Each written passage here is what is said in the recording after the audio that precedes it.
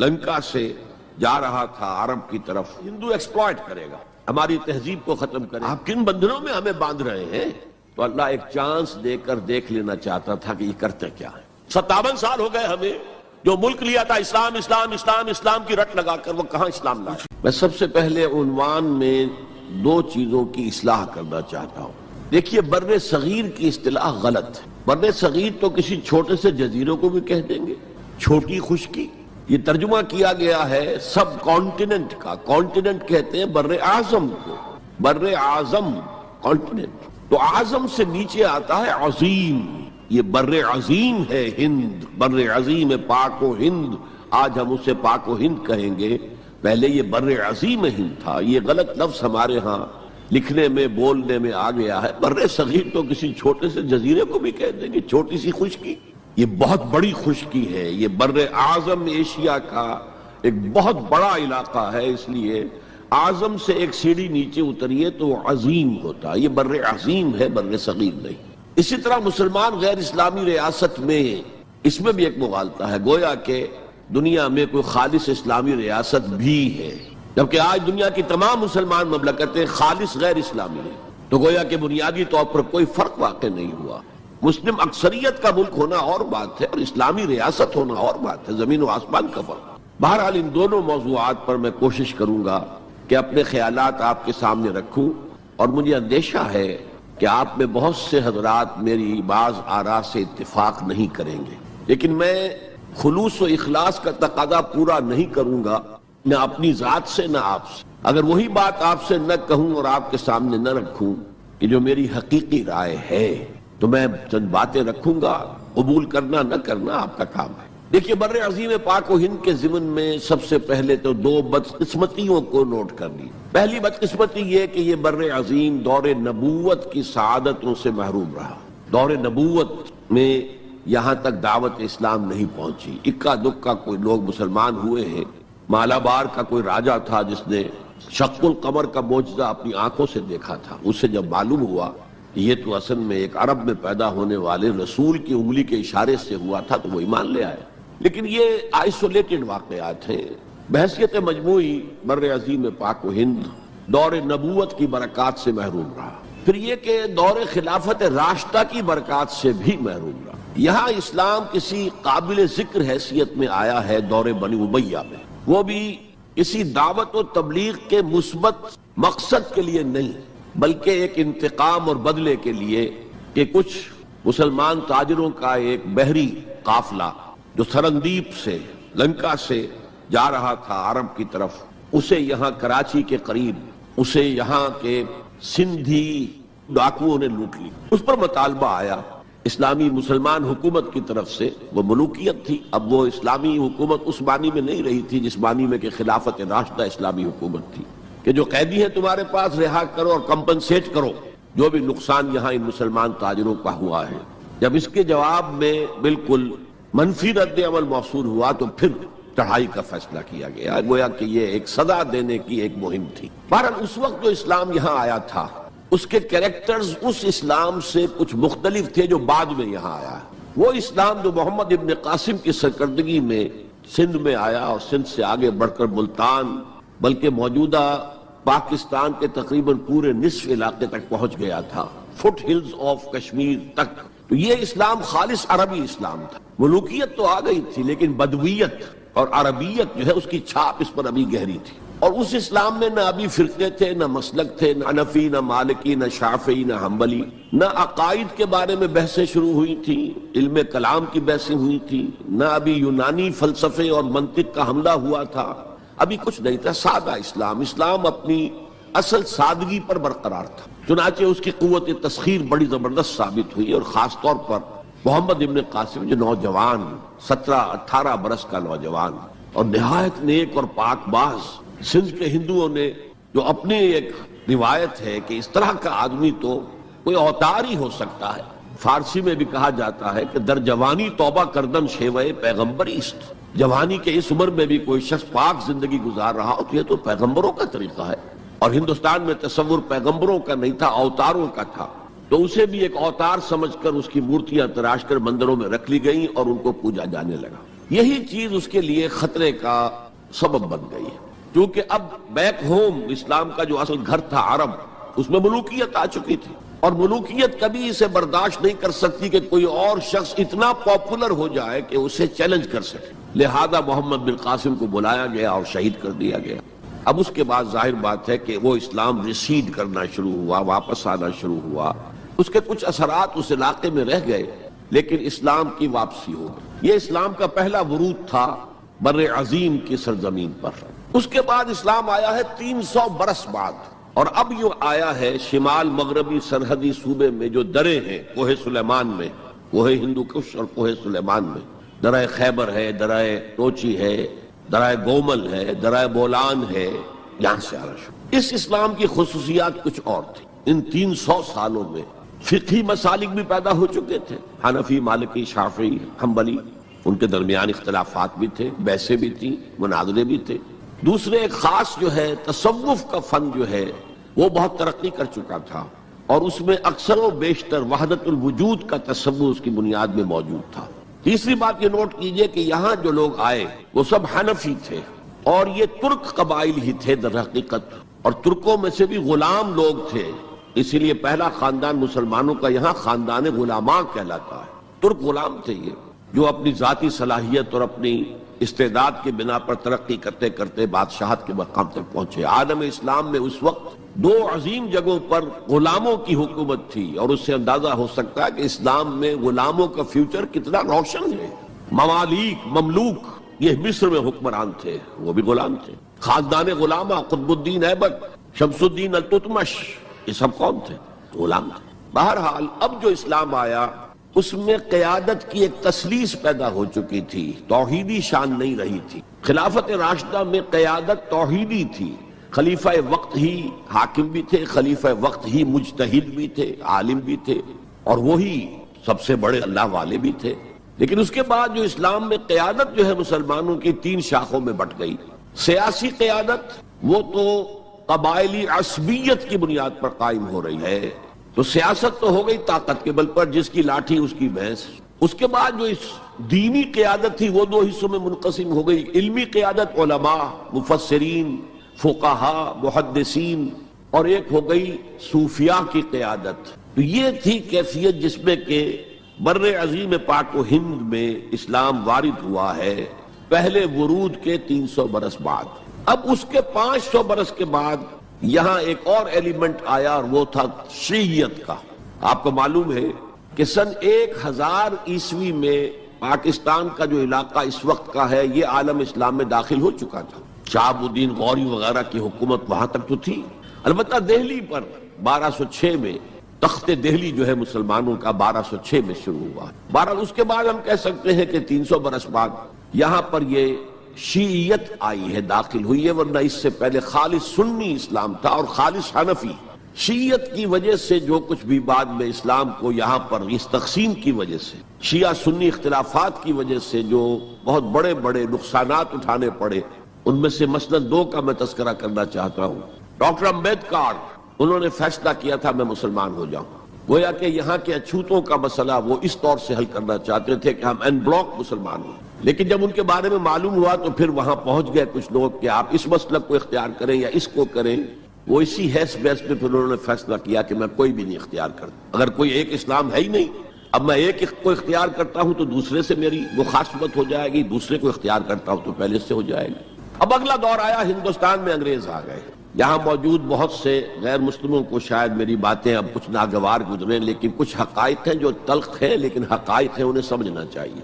انگریزوں نے یہاں آ کر حکومت چھینی سی مسلمانوں سے بیشتر، ویسے تو یہ کہ ہندو راجے مہاراجا بھی تھے، لیکن بیشتر علاقوں میں تو مسلمان حاکم تھے، لہذا انہوں نے مسلمانوں کو دبانا بہت ضروری سمجھا، اس لیے کہ جو سابق حاکم ہو ان میں ایسپیریشنز پیدا ہوتی رہتی ہیں کہ ہم تھے یہاں کے حاکم، کیوں نہ واپس حاصل کریں۔ بغاوت کے ان کے اندر جراثیم مسلسل پروان چڑھتے، مسلمانوں کو دبایا اور ہندوؤں کو اٹھایا۔ کیوں کہ ہندوؤں کے لیے معاملہ صرف چینج آف ماسٹرز کا تھا، کوئی بڑا حادثہ تو نہیں تھا۔ پہلے مسلمانوں کے غلام تھے، اب انگریزوں کے غلام ہو گئے، اور اس اعتبار سے انگریز نے بھی انہیں قریب کیا اور ہندوؤں نے بھی مغربی علوم اور مغربی سائنسز کو پڑھنے میں بڑی سبقت کی۔ بنگال میں انگریز آیا، اور بنگال میں آپ کو معلوم ہے اکثر و بیشتر جو سائنسدان پیدا ہوئے جن کی کہ لکھی ہوئی ٹیکسٹ بکس جو ہے بہت عرصے تک استعمال ہوتی رہی ہندوستان میں، یہ کون تھے؟ چیٹرجی، بینرجی، سب کے سب بنگالی تھے۔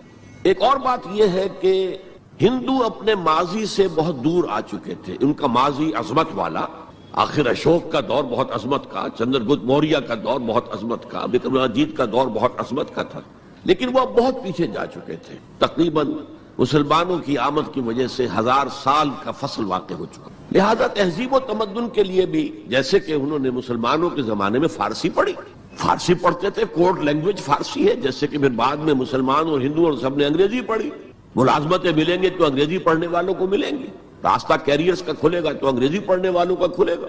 اسی لیے کہاوت تھی ہندوستان میں، پڑھے فارسی اور بیچے تیل، دیکھو رے قسمت کے کھیل۔ اب فارسی پڑھ کے تو اسے کہیں حکومت کے اندر اہلکار ہونا چاہیے، اس کی حیثیت کچھ اور ہونی چاہیے، فارسی پڑھ کے اور تیل بیچنا۔ جبکہ مسلمانوں کا معاملہ یہ تھا کہ ان کی تو ابھی تہذیب اور تمدن، ان کی روایات ابھی تازہ تھی، لہذا جو غیر مسلم تھے یہاں کے، انہوں نے انگریزی علوم، انگریزی سائنس، انگریزی تہذیب، اس کو کھلے دل کے ساتھ خوش آمدید کہا، اور مسلمانوں میں ایک زبردست ڈویژن ہو گیا، بلکہ ابتدائی ری ایکشن تو بہت سخت تھا، یک طرفہ تھا۔ ہم نہ انگریزی پڑھیں گے، ہم نہ انگریزی علوم سیکھیں گے، نہ سائنس پڑھیں گے، ہم تو اپنے کونوں کھدروں میں، اگرچہ جو سیلاب آ گیا ہے اس کو روکنے کی طاقت تو ہم میں نہیں ہے، لیکن ہم کونوں میں جا کر بیٹھ جائیں گے، قال اللہ قال الرسول۔ اور انگریزی تہذیب سے اس قدر دوری کہ اگر کوئی میز کرسی پر بیٹھ کر کھانا کھا لے تو کرسٹان ہو گیا۔ یہ تو کسی نے چمچہ استعمال کر لیا کھانے میں، کانٹا تو بہت دور کی بات ہے، چمچہ بھی استعمال کر لیا تو کرسٹان ہو گیا۔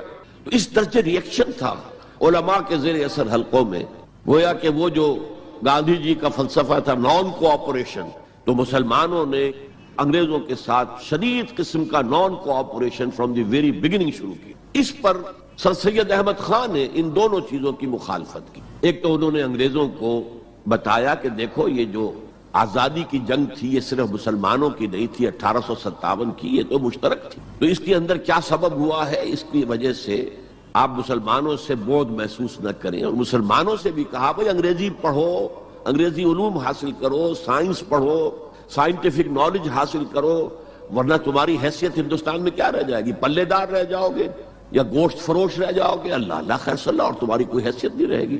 تو اس اعتبار سے سر سید احمد خان ایک اہم لینڈ مارک ہے۔ اس کے علاوہ انگریزی دور کا ایک اور جو پہلو بہت اہم ہے، انگریزوں نے ڈیوائڈ اینڈ رول پالیسی کے تحت مسلمانوں اور ہندوؤں کے درمیان مرافرت کو ہوا دی۔ یہ ان کی پالیسی رہی مستقل، یہ ایک قوم کی حیثیت سے سامنے نہ آ جائیں، پھر ظاہر بات ہے کہ ہمارے پاؤں تو اکھڑ جائیں گے یہاں سے۔ تو یہ جو ہمارے ہاں شروع ہوا، کچھ اور فیکٹر بھی تھے۔ ہندوؤں میں ایک انتقامی جذبہ بھی تھا کہ مسلمانوں نے ہم پر حکومت کی ہے 800 برس، 1000 برس، اور ظاہر بات ہے سارے حاکم اچھے تو نہیں تھے، کوئی اچھا بھی تھا تو اکثر و بیشتر تو عیاش قسم کے لوگ تھے۔ ہم نے محل بنائے، تاج محل بنائے، ہم نے کوئی کام اور تو کیا نہیں۔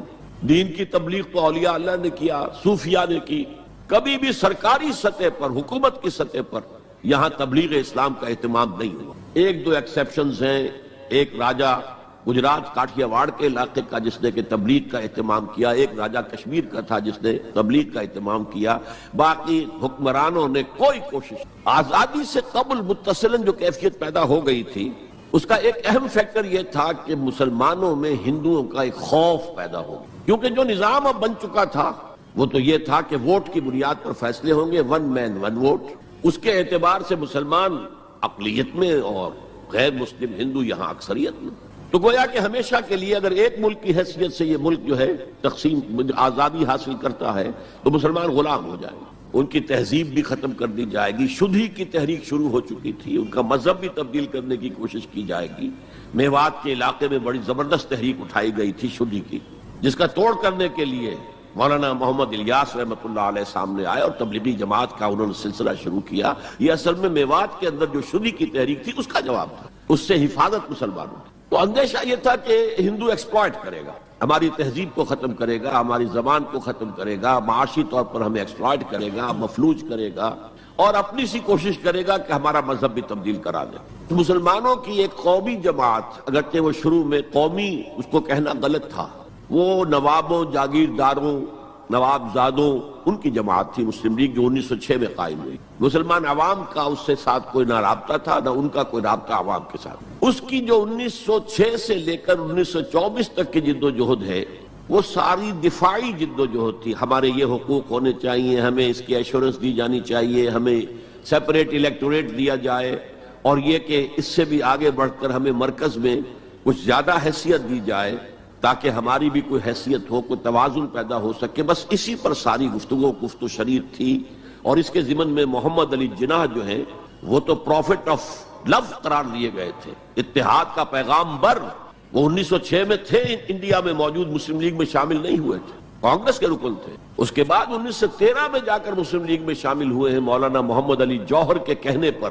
پھر بھی کانگریس کے رکن بھی رہے, مسلم لیگ کے رکن بھی رہے, اور انہوں نے حتی الامکان کوشش کی کہ کوئی فارمولا ایسا بن جائے جس پہ کہ اتحاد ہو جائے اور ضمانت مل جائے کہ مسلمانوں کے ساتھ کوئی اس قسم کا سلوک نہیں کیا جائے گا کہ وہ بالکل یوں سمجھیے کہ نیچے لگ کر رہ جائیں اور ان کی کوئی حیثیت نہ رہے. لیکن وہ ناکام ہوئے, شدت کے ساتھ ناکام ہوئے, اور پھر اس درجے مایوس ہوئے کہ ہندوستان چھوڑ کر جا کر انگلستان میں بس گئے اور وہاں انہوں نے اپنی لیگل پریکٹس شروع کر دی.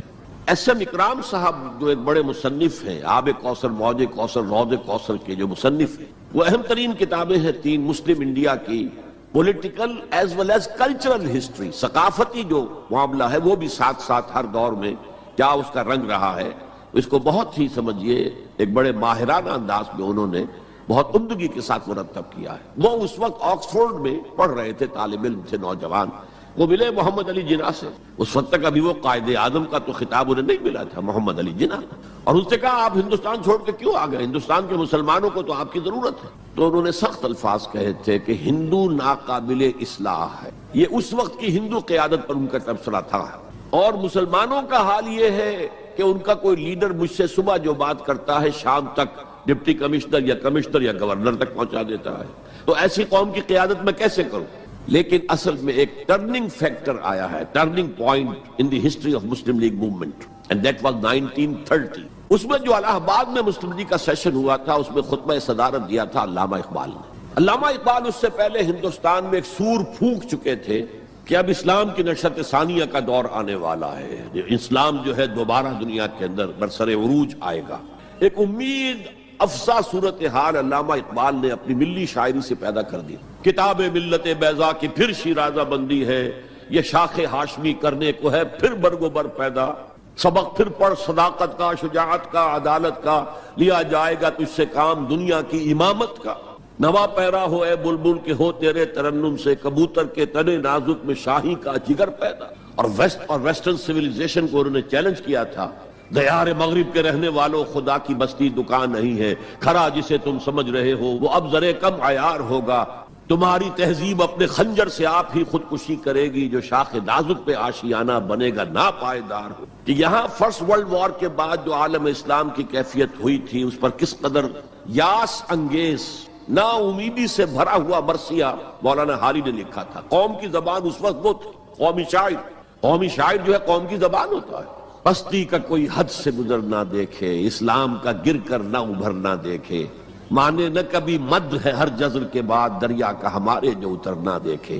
اور آخر میں جو مناجات بحضور سرور کونین صلی اللہ علیہ وسلم, اے خاصہ خاصان رسول وقت دعا ہے, امت پہ تیری آ کے عجب وقت پڑا ہے. وہ دین جو بڑی شان سے نکلا تھا وطن سے پردیس میں وہ آج غریب الغربا ہے. اسی قسم کے مرثیے علامہ شبلی نے کہے, مولانا حمید الدین فراہی نے کہے. لیکن اقبال پہلا شاعر ہے جس نے کچھ مرثیے بھی کہے ہیں. جب انگلینڈ جاتے ہوئے وہ گزر رہے تھے سسلی, جزیرہ سسلی کے پاس سے جہاز گزر رہا تھا, تو دل میں ہوک اٹھی ہے. کبھی یہ مسلمان جہاز رانوں کا مرکز ہوتا تھا, بیس ہوتا تھا. رولے اب دل کھول کر ہے دیدہ خونابہ بار, وہ نظر آتا ہے تہذیب حجازی کا مزار. تھا یہاں ہنگامہ ان صحرا نشینوں کا کبھی, بحر بازی گاہ تھا جن کے سفینوں کا کبھی. کہا ہے مرثیہ بھی کہا, اقبال کے ہاں مرثیہ ہے, لیکن ساتھ ہی ایک امید افزا پیغام کہ اب دوبارہ نکل کے صحرا سے جس نے روما کی سلطنت کو الٹ دیا تھا, سنا ہے یہ قدسیوں سے میں نے, وہ شیر پھر ہوشیار ہوگا. یہ جو عوامی ایک فضا ان کی شاعری سے پیدا ہو چکی تھی, ملی شاعری سے, انہوں نے 1930 میں آ کر مسلم لیگ کی موومنٹ میں اس کا انجیکشن لگا دیا. اسی طرح چلتی ہوئی ایک تحریک تھی 1906 سے آئی تھی, 24 برس ہو چکے تھے 1930 تک، اب اس میں ایک انجیکشن لگا دیا گیا، احیاء اسلام۔ اس خطبے میں علامہ نے ایک طرف مسلم قومیت کو بہت مستحکم کیا دلائل کے ساتھ، عمرانی دلائل، پولیٹیکل سائنس کے جو مستحکم اصول ہیں ان کی بنیاد پر کہ مسلمان ایک علیحدہ قوم ہے۔ اور نمبر 2 انہوں نے کہا، اور یہ ایک پروفیسی تھی، ایک طرح کی مستقبل کے بارے میں ایک پیشن گوئی تھی، تجویز نہیں تھی۔ پارٹیشن آف انڈیا کی تجویز تو بہت بعد میں آئی ہے 1940 میں، یہ 1930 کی بات میں کر رہا ہوں۔ تو انہوں نے کہا تھا مجھے یقین ہے کہ یہ ڈیسٹنی ہے، تقدیر مبرم ہے کہ ہندوستان کے شمال مغرب میں، شمال مشرق کا انہیں اس وقت احساس نہیں ہوا تھا، ایسٹ پاکستان کا جو اب بنگلہ دیش ہے ادھر ان کی نگاہ نہیں گئی تھی، ہندوستان کے شمال مغرب کے اندر ایک آزاد مسلمان ریاست قائم ہوگی، اور اگر ایسا ہو گیا تو ہمیں موقع مل جائے گا کہ دور ملوکیت میں، جس کے لیے لفظ بڑا ثقیل استعمال کیا انہوں نے، عرب امپیریلزم، یہ بنو امیہ، بنو عباس یہ عرب امپیریلسٹ تھے، یہ عرب قوم کا امپیریلزم تھا، ان کی حکومت اسلام کی عکاسی کرنے والی نہیں تھی، اسلام کی عکاسی کرنے والی تو خلافت راشدہ تھی، ابو بکر تھے، عمر تھے، عثمان تھے، علی تھے رضی اللہ تعالی عنہ۔ تو دور ملوکیت میں یا دور عرب امپیریلزم میں جو داغ دھبے آ گئے ہیں اسلام کے چہرے پر، انہیں صاف کر کے اور صحیح اسلام کی ایک شکل دنیا کو دکھائیں، یہ انجیکشن ہے پازیٹیو مقصد کا۔ اس وقت تک، اس سے پہلے تک تحریک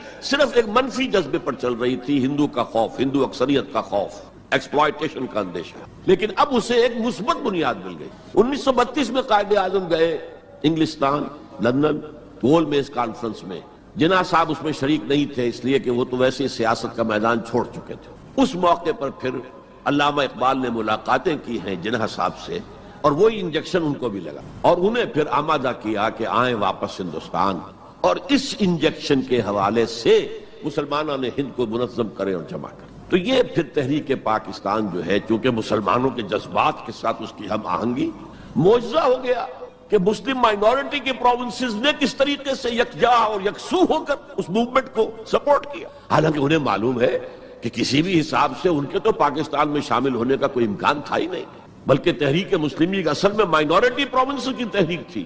جو صوبے بعد میں پاکستان میں شامل ہوئے ہیں ان میں سرحد میں تو کانگریس کی حکومت تھی ٹل دی لاسٹ ڈیٹ، پنجاب میں یونینسٹ حکومت تھی ٹل دی لاسٹ ڈیٹ، صرف ایک سندھ تھا مغربی پاکستان میں کہ جو وہاں مسلم لیگ کی حکومت تھی۔ ہاں، بنگال میں مسلم لیگ کی حکومت تھی، اور بنگال ہی مولد ہے جہاں ولادت ہوئی ہے 1906 میں مسلم لیگ کی، اور طویل ترین عرصے تک مسلم لیگ کی حکومت وہاں رہی۔ اب بھی وہاں پر تحریکیں چلتی رہتی ہیں اینٹی پاکستان، 2 مرتبہ پاکستان نے ایئر فورس بھی استعمال کی ہے وہاں پر، یہ سب کچھ آپ کو معلوم ہے۔ بہرحال اس کے نتیجے میں ملک تقسیم ہو گیا، اور 2 قوموں کے درمیان جو نفرت اس دوران میں پیدا ہو گئی تھی وہ ایک آتش فشاں کی طرح پھٹ پڑی۔ جو کچھ ہوا ہے پارٹیشن کے وقت، میں نے آپ کو بتایا تھا انگریزوں سے آزادی ہم نے حاصل کی، لیکن ہم نے نہ ایک انگریز کو مارا نہ کسی انگریز نے ہم میں سے کسی کو مارا، لیکن جو آپس کی خوریزی ہوئی ہے، تاریخ انسانی کی عظیم ترین ٹرانسفر آف پاپولیشن، کروڑوں انسان ادھر سے ادھر، ادھر سے ادھر ہوئے، اور پھر عظیم خوریزی، بربریت، وحشت۔ معلوم ہوتا کہ نفرت کی کوئی آگ اندر جل رہی تھی، بس اسے موقع چاہیے تھا کہ وہ بھر آئے۔ وہ میں کچھ نہ کچھ تجزیہ کر چکا ہوں کہ یہ نفرت جو ہے کچھ انڈیجینس بھی تھی، کچھ تھی، ان کے اندر ایک جذبہ انتقام تھا کہ مسلموں نے ہم پر حکومت کی اتنے عرصے، لیکن اس میں بڑا حصہ جو ہے وہ انگریز کی ڈیوائیڈ اینڈ رول پالیسی کا تھا، اور وہ جاتے جاتے ایک بون آف کنٹینشن بھی ڈال گیا کہ یہ دونوں اس پر لڑتے رہے تاکہ ہمارے خلاف کوئی جذبہ نفرت ان کے اندر نہ ابھرے۔ تو یہ انگریز کی پالیسی تو یقیناً بہت کامیاب تھی، لیکن وہ نفرت کا جو عالم اس وقت تھا اس کو آپ اس وقت امیجن نہیں کر سکتے۔ وہ نوجوان جو پیدا ہی ہوئے بعد میں پارٹیشن کے بھی 20 25 30 سال بعد پیدا ہوئے، انہیں کیا اندازہ ہو سکتا ہے؟ قطعاً اندازہ نہیں ہو سکتا۔ کبھی کبھی ربط ہو جاتا ہے معاملہ، جیسے کہ کبھی کسی جگہ ہو گیا، کبھی کسی جگہ ہو گیا، ابھی حال ہی میں جو کچھ گجرات میں ہو گیا تھا وہ ہو جاتا ہے، لیکن یہ کہ کوئی ہندو اور مسلمانوں کے درمیان وہ دشمنی اور وہ معاملہ اب نہیں ہے، بلکہ بہت سے لوگ اس کو امیجن ہی نہیں کر سکتے کہ معاملہ کس حد تک پہنچ گیا۔ اس کے بعد ایک خیال یہ تھا ہندوستان میں کہ پاکستان جلدی ختم ہو جائے گا، اور اس کی کوششیں بھی کی گئیں۔ پاکستان کے حصے کا روپیہ روک لیا گیا، پاکستان کے حصے کے ہتھیار روک لیے گئے۔ پاکستان نے اس کو محسوس کیا کہ it's a threat to its existence, جس کے نتیجے میں، جس کے رد عمل میں وہ امریکہ کی جھولی میں جا گرا۔ It was a reaction. میں اسلامی جمعیت طلبہ کا ناظم اعلیٰ تھا 1953 میں، ہمارے وزیر اعظم اس وقت تھے خواجہ ناظم الدین، وہ لاہور کے دورے پر آئے تھے، میں طلبہ کا ایک وفد لے کر ان سے ملنے گیا. ایک تو اس زمانے میں وہ اینٹی قادیانی موومنٹ چل رہی تھی اور اس میں بہت کچھ تو خون لاہور میں ہوا تھا، اس کے بارے میں میں نے کچھ باتیں کی. اور پھر میں نے ان سے کہا یہ میڈو اس بلا کا نام ہے، میڈو تھی اس وقت، مڈل ایسٹ ڈیفنس آرگنائزیشن. آپ کن بندھنوں میں ہمیں باندھ رہے ہیں؟ بہت ہی بھلے آدمی تھے. مجھے واقعہ یہ ہے کہ ایک ہی میری تو ملاقات ہے، لیکن اس شخص کی شرافت کا اور سادگی کا جو نقش قائم ہوا میرے دل پر وہ آج تک موجود. کہ دیکھیے یہ معاملہ جو ہے یہ حکومت کا ہے، یہ آپ نوجوان ہیں، طالب علم ہیں، آپ کا اس سے کوئی سروکار نہیں. میں ذرا نٹ کھٹ قسم کا تھا اس وقت بھی نوجوان. میں نے کہا جناب آپ ہمیں ان بندنوں میں باندھ کر آپ چلتے بنیں گے، ملک تو ہم نے سنبھالنا ہے بعد میں. We must know what you are doing. بس یہ کہنے پر اچھا آگے کوئی جواب نہیں. دیکھیں الفاظ 3 جملے ان کے سنا رہا ہوں، یہ پوری ہماری تاریخ کا لب لباب بنتا ہے.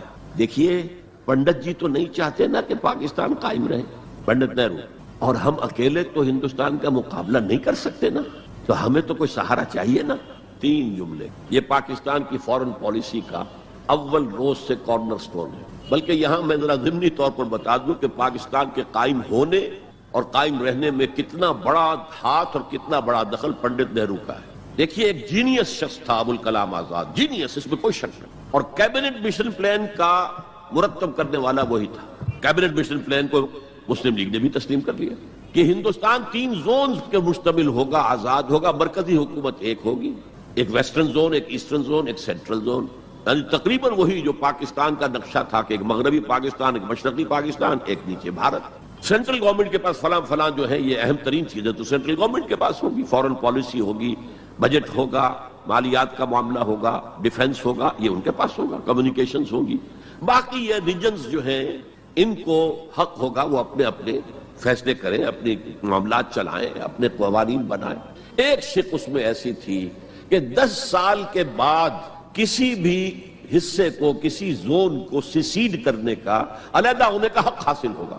گویا کہ کم سے کم 10 سال کے لیے آزاد پاکستان کا مطالبہ ختم. قائد اعظم نے مان لیا. تو اب اگر کوئی امکان تھا تو وہ 10 سال کے بعد تھا نا. اب کس نے بنوایا پاکستان؟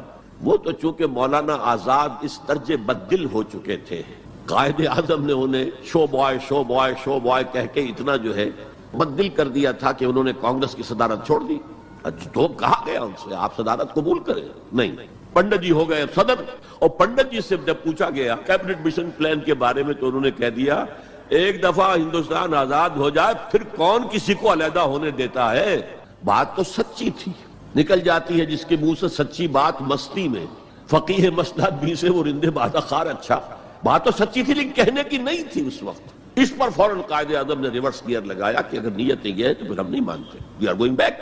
تو عالم واقعہ میں پاکستان کس نے بنوایا 1947 میں؟ ہسٹری کا تجزیہ کیجئے، سمجھئے یہ کچھ اللہ تعالیٰ کی مشیت تھی. تمام انسانوں کے دل حضور کی ایک حدیث کے مطابق اللہ کی 2 انگلیوں کے مابین ہوتے ہیں، وہ جدھر چاہتا پھیر دے. یہ اللہ کی حکمت تھی.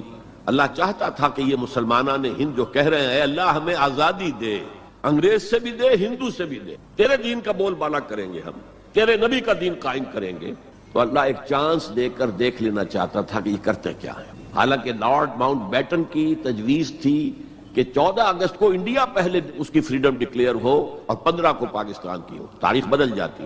یہاں کے پنڈتوں نے کہا کہ 14 جو ہے وہ منحوس دن ہے، لہذا انہوں نے کہا 15 تو 14 کو پاکستان، وہ 27ویں شب تھی رمضان مبارک کی. یہ اصل میں ایسا ہی معاملہ ہے جیسے کہ مصر میں بنی اسرائیل نے حضرت موسیٰ سے کہا تھا کہ اے موسیٰ تمہارے آنے سے پہلے بھی ہم پر تشدد ہوتا تھا اور ہمیں ہر طرح ستایا جاتا تھا، تمہارے آنے کے بعد بھی حال ہمارا تو وہی ہے، ہماری تو کوئی بھلائی نہیں ہو سکی. تو حضرت موسیٰ کا ایک جواب جو ہے وہ وہاں پر منقول ہے، عَصَىٰ رَبُّكُمْ أَن يُهْلِكَ عَدُوَّكُمْ، قریب ہے کہ تمہارا رب تمہارے دشمن کو ہلاک کر دے، وَيَسْتَخْلِفَكُمْ فِي الْأَرْضِ، اور تمہیں زمین میں طاقت دے، فَيَنْظُرَ كَيْفَ تَعْمَلُونَ، پھر وہ دیکھے گا تم کیا کرو. وہ انہوں نے جو کچھ کیا تھا وہ اس کی تاریخ میں آپ کے سامنے بیان کر چکا ہوں. اب صورتحال تبدیل ہو رہی ہے. اب تعلقات کے بحال ہونے کا معاملہ تیزی کے ساتھ جاری ہے، دوستی کی طرف قدم بڑھ رہے ہیں. بالکل وہ بات جو علامہ اقبال نے اپنے اسی خطبے میں کہی تھی کہ ویسٹ پاکستان وہ جو بھی ہوگا، اس وقت پاکستان لفظ تو استعمال نہیں کیا تھا، وہ ہندوستان کی حفاظت کا ذریعہ بنے گا. ہندوستان پر ہمیشہ حملہ آور ہوا نارتھ ویسٹ سے، ہمالیہ کراس کر کے تو کوئی آ نہیں سکتا. اور تاریخ میں پہلی مرتبہ انگریز آئے تھے سمندر کے راستے سے، باقی تو جو آیا وہ کوئی ہن آئے، منگولز آئے، پٹھان آئے، جو بھی آیا ادھر ہی سے آیا ہے نا. تو یہ جو ہے ہندوستان کی پروٹیکشن کا ذریعہ بن جائے گا. واقعہ یہ کہ بن گیا، ورنہ یہ کہ کمیونزم سویپ کر کے پورے انڈیا کو لے جاتا. یہ پاکستان کے اندر وہ جو بھی مذہبی جذبہ ہے، چاہے وہ مثبت طور پر بروئے کار نہیں آ سکا، لیکن بے خدا کمیونزم کے خلاف جو مسلمانوں میں جذبات تھے، تو اس رو کو، اس سیلاب کو روکا ہے پاکستان. بہرحال اب صورتحال جیسا کہ میں نے کہا ہے کہ عام طور پر بھی اب آمد و رفت کی سہولتیں کی جا رہی ہیں، اور میں سمجھتا ہوں کہ وہ نسل بھی اب بیت چکی ہے جس کے دل میں وہ انتقامی جذبات تھے. کوئی رہ گئے ہیں ریمننٹس کچھ تھوڑے بہت کچھ لوگوں کے اندر، ورنہ بائی اینڈ لارج بحیثیت مجموعی وہ کیفیت اب باقی نہیں. امید یہ بھی ہو رہی ہے کہ کشمیر کا مسئلہ بھی حل ہو جائے یا ختم ہو جائے، ایز اے ڈسپیوٹ ختم ہو جائے. اللہ کرے کہ ایسا ہو جائے، اللہ کرے کہ ایسا ہو جائے. اور پھر بات وہ ہو جائے جو قائد اعظم نے کہی تھی جب ان سے پوچھا گیا تھا کہ ہندوستان اور پاکستان کے تعلقات کیسے ہوں گے. انہوں نے کہا جیسے کینیڈا اور یو ایس اے کے ہیں. اب آپ کو معلوم ہے کینیڈا اور یو ایس اے کے درمیان کتنے قریبی تعلقات. تو ان کا ویژن تو کچھ اور تھا. جو ہوا ہے وہ تو در حقیقت یو میں کال اٹ کہ یہ تو در حقیقت ستم ظریفی ہے. جو بھی تاریخ کی ستم ظریفی ہے، جو ہوا ہے کیا ہوا. Nobody could imagine. نہ کانگریس کے لیڈرز اور نیتا اس کا امیجن کر سکتے تھے، نہ مسلم لیگ کے لیڈرز جو ہیں وہ اس کو امیجن کر سکتے تھے جو کچھ ہوا ہے. میں نے یہ ساری بحث اس لیے کہی ہے کہ میرے نزدیک اب بر عظیم ہند کے اندر اسلام کی دعوت کے بہترین مواقع موجود. صورتحال تبدیل ہو رہی ہے اور تیزی سے مزید ہوگی. یہ حالات کا تقاضا ہے. It's a march of history جسے کوئی روک نہیں سکتا. لہذا یہاں پر اب مواقع ہیں اور بہت عظیم مواقع. اب اس میں میں چند پوائنٹ آپ کے سامنے رکھنا چاہتا ہوں. نمبر 1، روح کا تصور اور روحانیت کا تصور مشترک ہے ہندو مت میں اور اسلام میں. آتما اور پرماتما کا تعلق، ہمارے ہاں روح کا اور اللہ کی ذات کا تعلق. یسألونک عن الروح قل الروح من امر ربی. اور میں بتا چکا ہوں آپ کو، علامہ اقبال کا فلسفہ خودی انہوں نے خود کہا، سورہ حشر کی اس آیت سے ماخوذ ہے.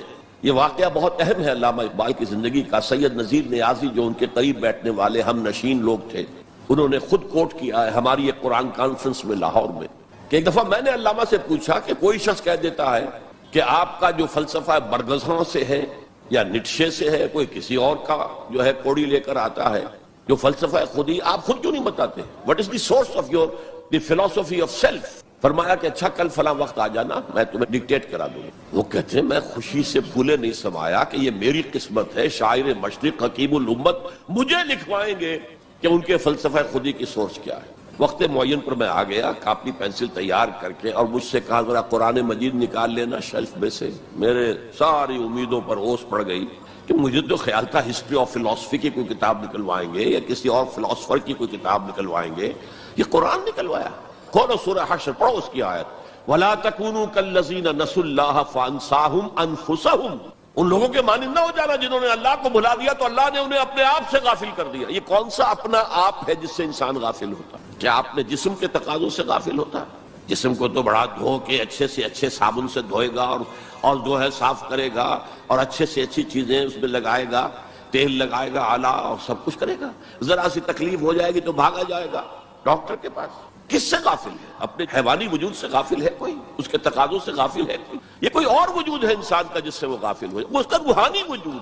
اور یہی میں نے آپ کو بتایا تھا. اپنشد کا یہ جملہ میں پڑھ کر وجد میں آ گیا تھا. یہ بھی ایک اچھی بات ہے آپ کو بتا دوں. ایک زمانے میں جبکہ امریکہ میں نے کہا تھا تھر تھر کانپ رہا تھا، جو سیلاب کمیونزم کا جا رہا تھا، پورے ایسٹرن یورپ کو کھا گیا تھا وہ نظام، اور ان کے پاس توڑ کوئی نہیں تھا. دنیا بھر کے غریبوں کے لیے ایک روشنی کا پیغام تھا، ایک امید کا پیغام تھا. ہیو ناٹس کے لیے ایک بڑی اپیل تھی. کہاں سے کہاں وہ پہنچ چکا تھا. لیٹن امریکہ پہنچ چکا تھا. کوئی انویژن تو نہیں ہوا تھا. It was the invasion of the philosophy, invasion of an ideology, Marxism. تو انگریز جب کانپ رہا تھا امریکہ، تو اس نے ملینز کی تعداد میں قرآن شائع کیا، انگریزی ترجمہ. یہ گلوریس قرآن، مارمیڈیوک پکتھال کا ترجمہ، اور مسلمانوں میں تقسیم کیا. بابا تم اپنے قرآن کو پڑھو، دیکھو، اپنے دین کے ساتھ جم کر رہو. اس بے خدا جو ہے یہ نظام، اس کو ترک کرو، چھوڑو. اور ہندوؤں کے لیے گیتا میں نے پڑھی اس وقت، انگریزی ترجمہ. اپنشد کا ایک سلیکشن تھا، وہ میں نے پڑھا. یہ مڈ 50s کی بات ہے، بلکہ سو ٹو سے اٹ واز ارلی 50s. جبکہ ابھی میں میڈیکل کالج کا اسٹوڈنٹ تھا، میں نے اپنشد پڑھا، گیتا پڑھی. اپنشد کا صرف ایک سلیکشن تھا، گیتا پوری تھی. وہ بھی اسی لیے کہ تم اپنے اپنے مذہب سے چپک جاؤ تاکہ کمیونزم کی طرف تمہارا رجحان نہ ہو. یہ اس کے اس خوف کا مظہر ہے. بہرحال اس کے مقابلے میں روح اور روحانیت، آتما اور پرماتما، یہ تصورات جو ہے ایمبیڈڈ ہیں. آپ اگر وہ جملہ سنیں، میں نے پہلے بھی سنایا ہے اپنشد کا، جو بالکل معلوم ہوتا ہے اس آیت کی ترجمانی ہے. Man in his ignorance identifies himself with the material sheets which encompasses real self. اس کی اصل خودی، اصل انا تو اندر کی ایک حقیقت ہے، اس کے گرد یہ گوشت پوشت کا کور چڑھا دیا گیا ہے. انسان اس کو سمجھتا ہے یہ میں ہوں، یہ میں نہیں ہوں، میں تو وہ خودی ہوں، وہ انا ہوں، وہ ایگو ہوں، وہ آتما ہوں جو اس شریر کے اندر ہے.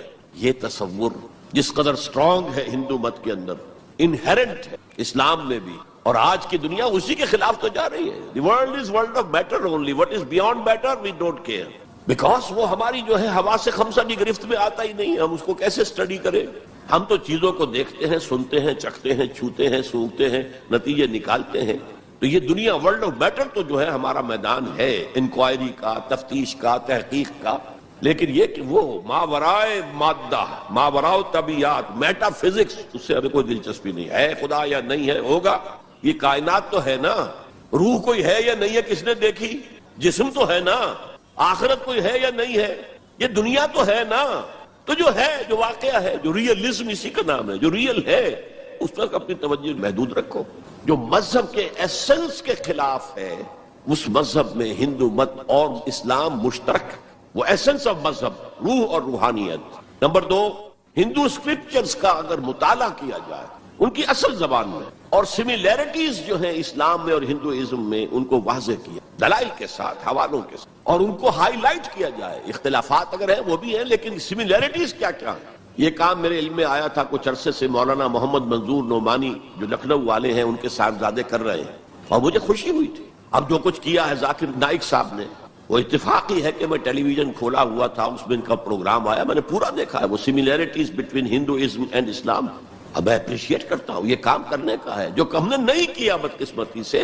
ہم نے یہاں آ کر یہاں کے لوگوں کے ذہن کو پڑھنے کی کوشش نہیں کی. ہم نے تو ان پر حکومت کی ہے. اللہ اللہ خیر صلی اللہ. جب تک آپ کسی قوم کے ذہن کو نہیں سمجھیں گے، ان کی سوچ کیا ہے، ان کی سوچ کا صغرا کبرا کیا ہے، پریمیسز کیا ہے جن پر کہ ان کے عقائد کھڑے ہوئے ہیں، آپ کیسے کمیونیکیٹ کریں گے؟ ہم نے ضرورت ہی محسوس نہیں کی. Why to communicate? ہمارے پاس طاقت ہے. We have brute force and we can govern them. That's all. یہ ہماری مجرمانہ غفلت رہی ہے. یہاں پر مجرمانہ غفلت رہی. میرا بھی ایک واقعہ جو ہے اس زمن میں بہت ہی سبق آموز ہے. آج سے 13 سال قبل میں ہندوستان جب آیا تھا 1991 میں، تو میں لکھنؤ بھی گیا تھا. وہاں مولانا علی میاں میرے منتظر تھے. پھر انہیں جانا تھا ضروری رائے بریلی اپنے آبائی شہر، تو میں بھی ان کے ساتھ ان کی گاڑی میں بیٹھ کر گیا. 24 گھنٹے وہاں میں مقیم رہا. اس مسجد میں نماز پڑھی، 4-5 نمازیں پڑھی جہاں سے کہ سید احمد بریلوی رحمۃ اللہ علیہ نے اپنی ہجرت کا آغاز کیا تھا. وہاں میں نے ان سے ایک بات کہی کہ مولانا دوسرے مدارس جو ہیں بریلوی اور دیوبندی، شاید وہ تو میری اس تجویز پر غور تو دور کی بات ہے، اس کو سننے پر بھی آمادہ نہ ہو. ندوہ نسبتاً کھلے خیال کا، کھلے ذہن کا سمجھا جاتا ہے نمائندہ. تو آپ ندوے میں سنسکرت کی تعلیم کو لازم کریں تاکہ آپ کے طلباء جو نکلیں وہ ویدوں کو پڑھیں ڈائریکٹلی، اپنشد کو پڑھیں ڈائریکٹلی. کہنے لگے ہاں یہ تو آپ نے بہت اچھی بات کہی، بہت صحیح بات ہے، بہت صحیح ہے. لیکن 2 سال کے بعد شکاگو میں ایک کانفرنس میں وہ بھی مدعو تھے، میں بھی مدعو تھا، ہم دونوں ملے. میں نے پوچھا مولانا وہ آپ نے کچھ کیا؟ کہنے لگے میں تو بھول ہی گیا. اس سٹیج پر وہ آ چکے تھے کہ وہ نسیان انہیں ہو گیا، انہیں یاد ہی نہیں رہا کہ مجھ سے انہوں نے وعدہ کیا ہے. لیکن میں نے یہ بات ان سے کہی تھی. میرے علم میں آیا یہاں ہی کہ ایک مصنف شمس نوید عثمانی، جن کی کتاب آپ نے پڑھی ہوگی اب بھی نہ جاگے تو، کافی دن ہو گئے میں نے وہ کتاب پڑھی تھی. اس میں ڈوبائے ایک فرینچ اورینٹلسٹ جو ہے اس کے رائے انہوں نے کوٹ کی. میں حیران رہ گیا. وہ 40 برس تک انڈیا میں مقیم رہ کر اس نے ہندو اسکرپچرز کا مطالعہ کیا. And he came to the conclusion that Manu is actually مہانوح، حضرت نوح علیہ السلام کا منو، مہانوح. اور منو سمرتی جو ہے حضرت نوح علیہ السلام کی شریعت. یہ ایک کرسچن ہے، اس کی تحقیق ہے. اس تحقیق کو اب انہیں ہائی لائٹ کیا جائے، اسے عام کیا جائے، اس کو پہنچایا جائے، تو پھر وہ جو ہے مغایرت کے پردے جو حائل ہیں، وہ مغایرت کے پردے کچھ اٹھیں گے، ذہن کچھ کھلیں گے، بات کرنے کا، کمیونیکیشن کا موقع بنے گا. اب آ رہی ہے وہ بات جو میں سمجھتا ہوں کہ آپ کو اچھی نہیں لگے گی.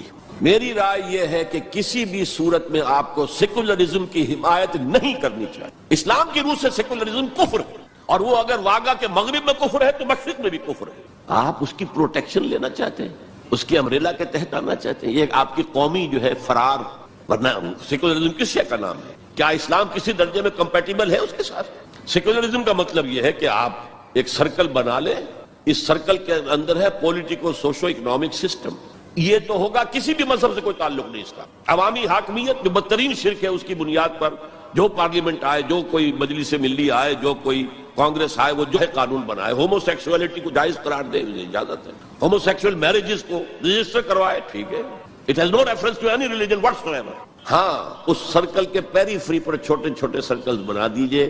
یہ ہندو مت ہے، یہ اسلام ہے، یہ سکھ مت ہے، یہ بدھ مت ہے، یہ فلاں ہے، یہ کرسچینٹی ہے، یہ جوڈائزم ہے، یہ ہے ٹاؤزم ہے. یہ رہیں گے پیری فری پر. یہ انفرادی معاملہ ہے زندگی کا، اور اس میں آزادی ہے ہر ایک کو. جو چاہے بلیفز رکھے، ایک خدا کو مانے، 100 کو مانو، کسی کو نہ مانے، ٹھیک ہے.